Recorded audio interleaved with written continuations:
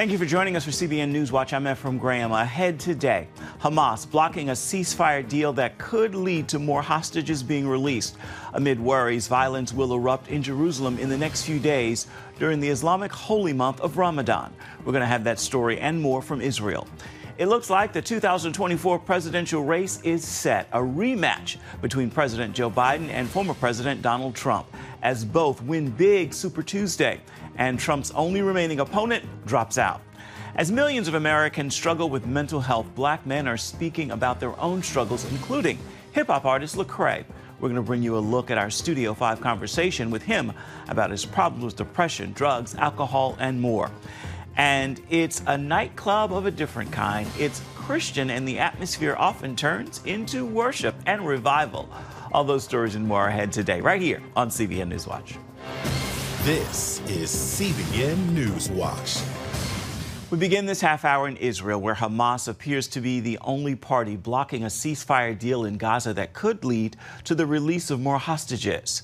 And with the Muslim holy month of Ramadan fast approaching, there's concern violence could erupt in Jerusalem. Paul Strand brings us the story. As the war in Gaza continues, negotiators in Egypt have yet to achieve a breakthrough with Hamas for a ceasefire. President Biden says Israel has done its part, and now it's up to the terror group to reach an agreement. The hostage deal is in the hands of Hamas right now, because they've been an offer, rational offer. The Israelis have agreed to it. Hamas leaders reject the idea of a temporary ceasefire, calling it a trick by America and Israel to let the Jewish nation just keep on killing Palestinians in Gaza. I think it's a political farce for the American administration to support the Israeli opinion that Israel has the right to stop killing for a few weeks and then return to that killing. The U.S. counters Hamas could end the fighting today. They could end this entire conflict, right? We don't need a temporary ceasefire. Hamas would lay down their weapons and stop fighting. You could have a permanent ceasefire because Israel would have accomplished its military objectives.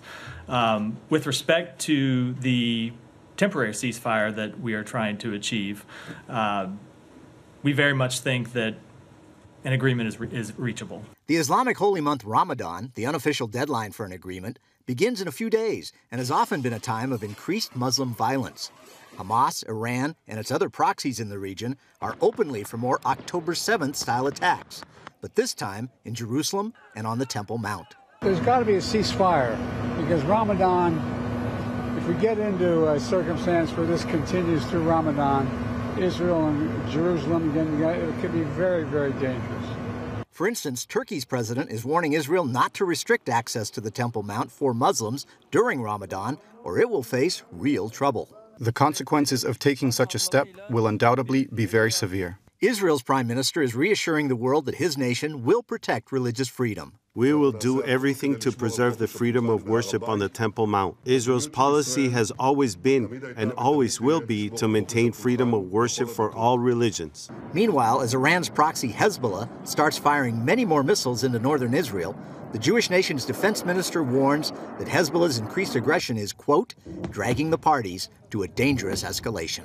The U.S. is trying to work out a peace deal between Israel and Hezbollah, and some Israelis warn America must succeed or fighting could spiral out of control. The U.S. wants to avoid a regional and maybe global war. It needs to show leadership and really deter Iran and Hezbollah. As for Hamas, a new UN report accepts charges the terror group committed widespread rape and sexual violence October 7th. The report took 5 months, but Israelis are gratified the truth's finally been acknowledged. And this is the first time the big wide world is seeing that this is a fact, a horrific, horrible fact. Paul Strand, CBN News, Jerusalem. Our CBN News Middle East Bureau Chief Chris Mitchell is with us now from Jerusalem. So, Chris, Hamas says it will not participate in a temporary ceasefire, calling it an American trick to let Israel keep on killing Palestinians in Gaza. But do they have a deeper agenda? Well, Ephraim, their agenda right now is a permanent ceasefire, and they want an end of the war. And simply put, they really want to survive to live to another day. Right now, Rafah would be their last stand. So if Israel attacks there and defeats them, there's about maybe 4 battalions left of Hamas's military. They'll be defeated militarily. but their deeper agenda hasn't changed. They want the end of Israel. They want the end of the Jewish people. They express that in black and white in their charter, and it says it very clearly in public with statements by Hamas leaders, whether in Qatar or in the Gaza Strip, that they want the end of the Jewish people. They want to kill Jews where they can. So it's very clear what the final agenda and the really bottom line for Hamas really is. Chris, how is Israel going to try to avoid violence on the Temple Mount during the Islamic holy month of Ramadan?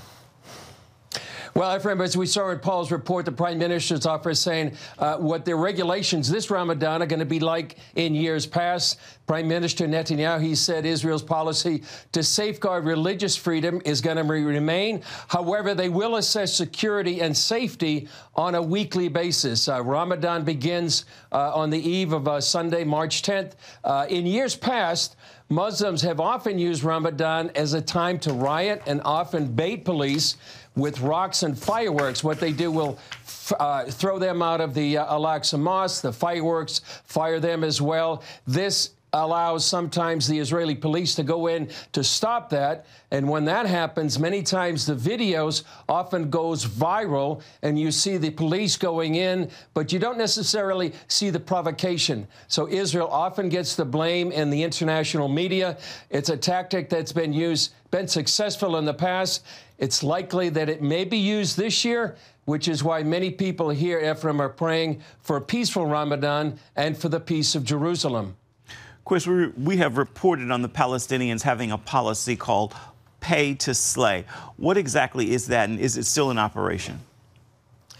Well, it's still in operation, and pay to slay is where the Palestinian Authority rewards Palestinians who commit terror attacks, often murdering or injuring Jews and stabbing attacks, ramming attacks. And what happens is that these terrorists and their families get a monthly stipend, sometimes depending on the severity of the terror attack. The worse the terror attack and the longer the sentence, sometimes the bigger the salary, which this perpetuates the kind of terror attacks we saw just a few days ago at the entrance here in Jerusalem. There was a gas station in a place called Eli in Samaria. And Ephraim, believe it or not, given the number of Hamas terrorists that have been arrested since October 7th, the Palestinian Authority has committed maybe nearly $100 million to Hamas terrorists. In the past, the Palestinian Authority President Mahmoud Abbas has said this money is really sacrosanct. Even if it's the last penny, they're going to pay the terrorists that are in Israeli jails. Chris, how do we navigate a Palestinian state with a policy like that in place? Well, you know, it's really hard to see how the Biden administration, which keeps pushing for a Palestinian state when pay to slay is one of its core policies. And here in Israel, there's really no appetite for a two-state solution. Yesterday, we heard from Israel's Minister of Intelligence. I asked her a question about the two-state solution the Biden administration is pushing. She says, really, that's not going to happen. The Knesset, in just a week or two, probably 2 weeks ago, voted 99-0 not to approve a Palestinian state. The two-state solution is part of what's called the Oslo peace process. That began in 1993 with a signing on the White House lawn between Yasser Arafat, Yitzhak Rabin, and monitored or watched by President Clinton at the time. It hasn't worked in 30 years. And also, most Palestinians in what's called the West Bank, Judea and Samaria, they support Hamas. They support what October 7th by wide majorities. And why now? Many are saying this is the worst condition to try to impose a Palestinian state on Israel, yet this is what the Biden administration is trying to do. Yoav Gallant is saying this is a critical point in fighting with Hezbollah. Why does he believe that, and what is Israel likely to do? Well, first of all, he says diplomacy is not working, and Hezbollah is increasing its attacks. Israel knows it can't live with an enemy far greater than Hamas on its northern border, with tens of thousands of Israelis who have fled their homes, businesses, and livelihoods on the border. So it's coming to a critical time here between Israel and Hezbollah on the Lebanese border. All right, Chris Mitchell from Jerusalem, thank you as always for your insights. Stay safe and know that many people are praying for you and your staff right there in Israel. Thank you again. Coming up, a shakeup in the Republican presidential race as former President Donald Trump wins big Super Tuesday and his last remaining opponent is dropping out. We're going to look at the results from yesterday and the race ahead against President Biden. We got the story for you when we come back. Stay with us.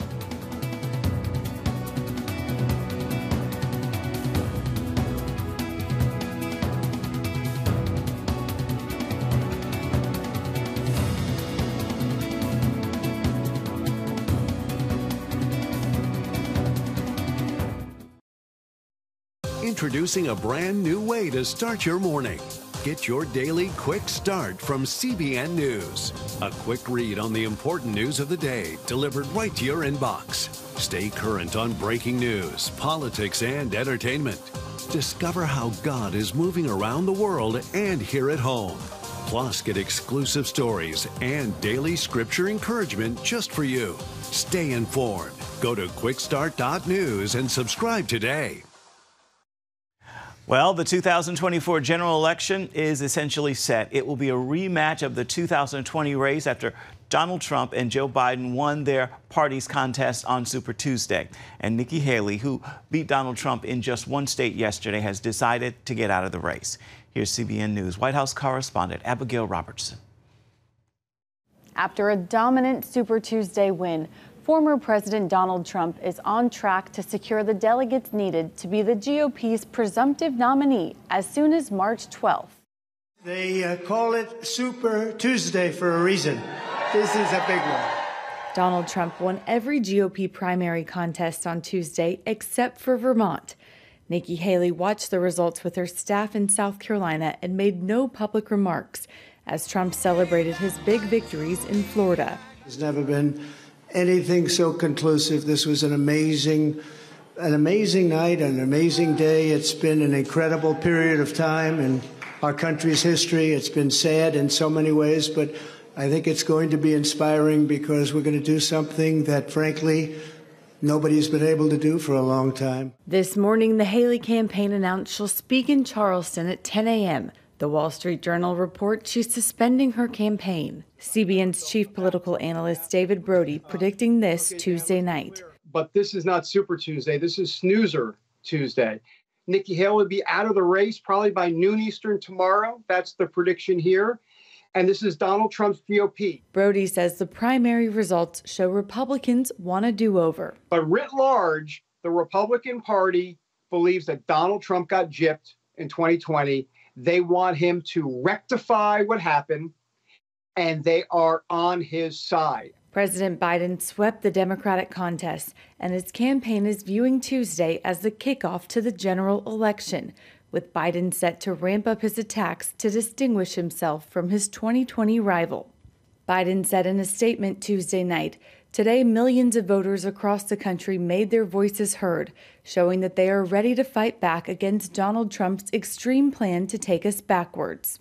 Despite dominating their party's primaries, many Americans are unenthusiastic to see the two presidents face off again. I voted for our current President Biden, and mostly voting for him because I'm concerned about the state of our democracy if Trump is reelected. With a likely Trump-Biden rematch in November, major warning signs face President Biden's campaign. They include multiple recent polls which show Trump leading in a head-to-head matchup against the incumbent, who also lost ground with young voters and Hispanics. Reporting from Virginia, Abigail Robertson, CBN News. Still ahead, mental health has become a key issue for millions of Americans, including black men. Many prominent African-American men have spoken openly about their struggles. I spoke with well-known hip-hop artist Lecrae about his own difficulties with depression, alcohol, drugs, and more. We're going to bring you a look at that conversation right after this.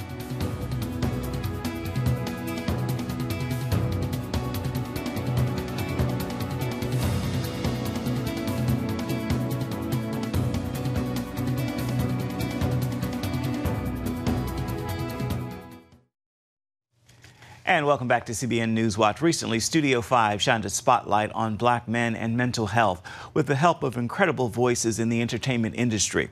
Hip-hop artist Lecrae has been open about his battles with anxiety, depression, alcohol, and drugs, and the work it takes to deal with each of them. I traveled to North Carolina to sit down with him backstage on a tour.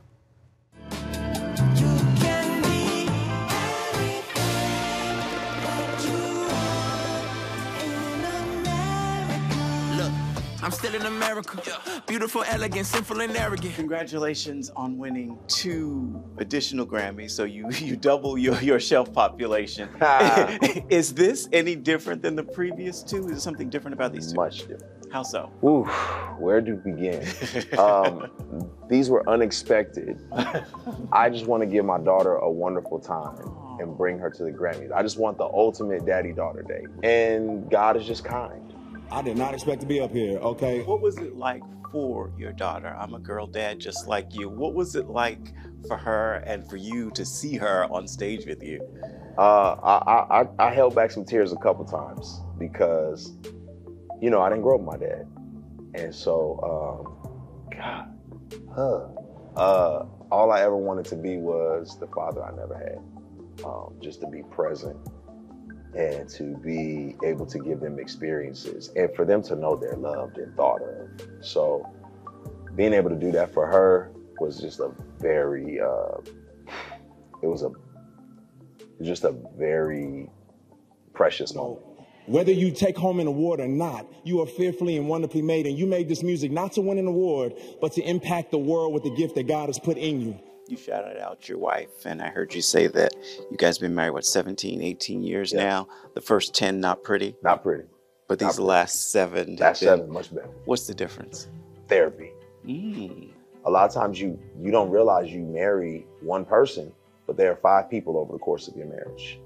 I had to grow up and be a leader, and not just like put my foot down as leader, but lead in humility, lead in love, lead in grace, lead in, you know, I'm the one saying, all right, let's do therapy, you know? So I think that's a big piece of it. What makes you so open about your mental health struggles? Because I know what it's like, you know, to suffer in silence. I went through a horrific kind of mental health journey, and it's something that I always have to manage for the rest of my life. And I think people need to know that folks who have successful careers, who have families, wrestle just like they do. And so for me, I want people to know, like, this is something you can do and you can push through, whether it's depression, anxiety, whatever neurological disorders you may be wrestling with, you can push through. What do you think is happening? These celebrities who seemingly have it all and are bringing light to people. And well, that's part of the reason why there's more silence, is because there's this idea that, well, I've got it all together, so I can't let the world see my vulnerability. It's like a cycle, right? The cycle of being vulnerable, having your vulnerability mocked, right? Because it's like, oh man, I'm really struggling, I'm depressed. What are you talking about? You're depressed. You got all this stuff going for you. So then comes anger, which is like an expression of sadness in a lot of ways. And that anger may lead you to do something reckless. And then sadness from your reckless decision, right? Maybe. And then then you settle into that depression. And then you're like, what's the point? And so I think if you don't experience support, then you won't know that it's okay to not be okay. And my support has come in the form of close friends and godly therapists. And obviously in the Black community, we are just turning a corner on destigmatizing mental health. Boy, ain't nothing wrong with you. You know, grandma used to say my nerves are bad. Well, now we know what that means. You know, talking about anxiety, but we didn't have the language for it. You know, I just got a case of the blues. That's depression. You know, these are neurological disorders that we need to address in our communities. You can read more about Lecrae's story by purchasing his 2 memoirs, Unashamed and I Am Restored. You can also check out his candid conversations online in his show, The Deep End. Join us tonight for an all-new edition of Studio 5. We're going to take a first look at several upcoming films. We're talking with actor Mark Wahlberg, who stars in Arthur the King, and we're sitting down with Jack Black and Awkwafina, who are the voices in Kung Fu Panda 4. You can catch it on Studio 5 tonight. It begins at 8 Eastern. You can also watch it on the CBN News app, or you can watch it on YouTube. Coming up, a nightclub of a different kind. It's Christians, and the activities often turn to worship and revival. We're going to bring you the story when we come back.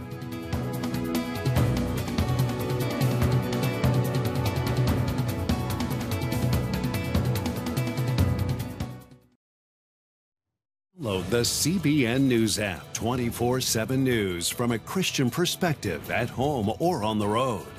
One place for all of your news. Breaking news alerts. Set daily prayer goals and pray for news stories. Read the most important news and watch CBN News Channel live. CBN News, because truth matters. Go to cbnnewsapp.com to get the app today. Nightclubs are not often known for their redemptive value, but one faith-based hotspot in Nashville is hoping to change that. It is called The Cove, created by 7 Christian men in their 20s seeking to rebuild a thriving community for Christians outside houses of worship. There's no smoking or drinking, and The Cove plays exclusively Christian music. One of the club's co-founders says the atmosphere often turns into a place of worship and revival. My dream for The Cove is to be an inspiration for revival. I believe that revival starts in yourself personally, and then from there it spreads. So I want this to spread like a wildfire. The club's founders hope to inspire the creation of other worship clubs all around the world. Well, time now for your Wednesday word, and today's word is love. Love is many things, but most of all, it's a person and it's a choice. God is love, and you must choose Him daily. Choose God, choose love in all you do, in all you do. Lead with love, respond with love, and follow with love. With that word, make this a wonderful Wednesday, and be sure to have yourself a wonderful rest of the week. Well, that will do it for this edition of CBN News Watch. I want to remind you, you can always find more of our news programs on the CBN News channel. You can find them there at any time as well as online. That address is cbnnews.com. Take a moment. Let us know what you think about the stories you've seen here today or any day. You can email us. That address is newswatch@cbn.com. You can also reach out and touch us on Facebook, Twitter, and Instagram. We'll see you right back here, same time tomorrow. Goodbye, God bless, and thank you so much for watching.